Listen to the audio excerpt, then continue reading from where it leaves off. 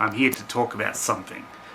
Basically, just in light of this whole COVID-19 situation and, you know, the certain cultures that are spawning as a result of it, you know, particularly, you know, the anti-vax movement and the whole skepticism behind that. Now, I'm not here to judge any of these people. I'm not here to insult these people in any way, because I'm sure it comes from, you know, a level of empathy. But as someone who is on the spectrum, I am here to sort of give you an idea of what it's like, what my life has been like, and hopefully, you know, deplete any kind of prejudice you might have towards these particular things, because I'm sure it comes from a bit of empathy, especially if you're a parent. You know, you don't want to feel like you're hurting your kids in any way, and I guess you just don't want to feel like maybe you're responsible in some way in the fact that it very well could be a genetic thing. So I'm not here to discuss whether or not vaccines are bad or not. I'm just here to tell you from my perspective what my life has been like being autistic, and you know, hopefully it can clear the way, and I don't know, I think that's the way forward. It's basically just understanding what it is to live this life and for the people around you. Now, I can tell you right now, my life is great. You know, I play music. I'm fairly talented in certain areas. I like to, you know, make videos like this, and I'm currently working on my way to being working as an aged care worker in an aged care facility. As a leisure and health, you know, playing music for them, organising games and whatnot. Now, I am on an NDIS plan, but apart from that, my life is, I don't really see my life as any different or better or worse than most other people's, you know.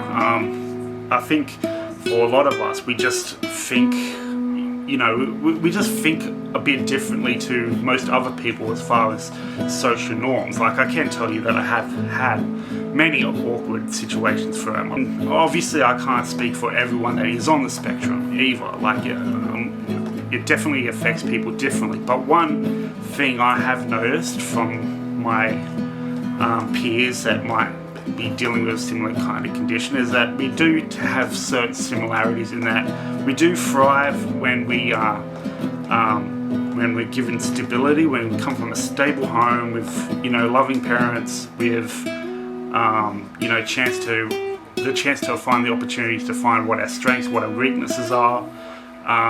You know, I think that's what it's about, and I think that's what most people want, but I think it's just more so for us.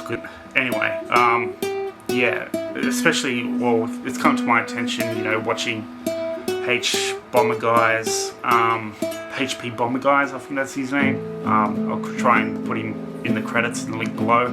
But basically, yeah, like, it all stems from this Andrew Wakefield guy who basically just wanted to, you know, put fear on a particular vaccine to sell his own more expensive vaccine, and did all kinds of horrific things just to prove an illness, like, that he made up. And he's realised that he's been discredited as a physician, and he's not even a doctor anymore, but he's just gone, well, okay, I've got a fan base now, I've got people that still believe words that I'm saying, I'm just going to make money from that. And yeah, so my anger is really directed towards people that may feel, you know, prejudice towards vaccines.